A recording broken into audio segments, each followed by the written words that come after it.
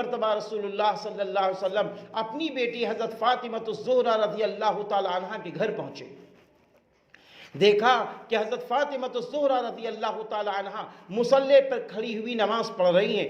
نماز کی حالت میں آپ گرنے کے قریب ہوتی ہیں، پھر سیدھی کھڑی ہو جاتی ہیں، آپ گرنے کے قریب ہوتی ہیں، پھر سیدھی کھڑی ہو جاتی ہیں۔ اسی طرح آپ نے اپنی پوری نماز ادا کی، دونوں طرف سلام پھیر لیا، پوری نماز پڑھ لی۔ اس کے بعد رسول اللہ صلی اللہ علیہ وسلم نے فرمایا، میری بیٹی فاطمہ یہ کیا ماجرا ہے؟ نماز میں تو یکسوئی چاہیے، نماز میں تو سیدھا کھڑا ہونا چاہیے، تم تو نماز میں گر رہی تھی۔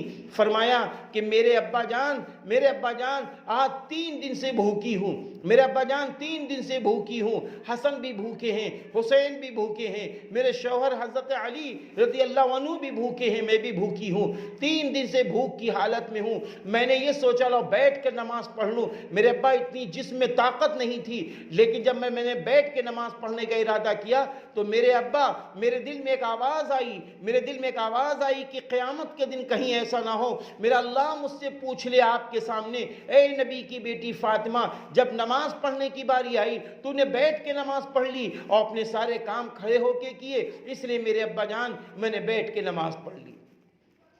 تو میری بہنوں دیکھا، نماز بھوک کی حالت میں کھڑی ہو کے پڑھ رہی ہیں۔ آج تو ماشاءاللہ بھرے پیٹ ہو کے ہم لوگ نماز نہیں پڑھتے، اس لیے آئیے میری بہنوں ہم لوگ سب سے پہلا فیصلہ یہ لے لیں کہ انشاءاللہ ہم نماز کی پابندی کریں گے۔ دوسرا فیصلہ یہ لے لیں ہم لوگ قرآن پاک پڑھیں گے انشاءاللہ۔ تیسرا فیصلہ یہ لیں اپنے بچوں کو قرآن پاک کی تعلیم دیں گے، اپنے بچوں کو دیندار بنائیں گے، ایماندار بنائیں گے، دیندار ایماندار بنا کر حافظ عالم قاری بنائیے، ڈاکٹر انجینئر پروفیسر بنائیے۔ اللہ میری بھی مدد فرمائے، آپ سب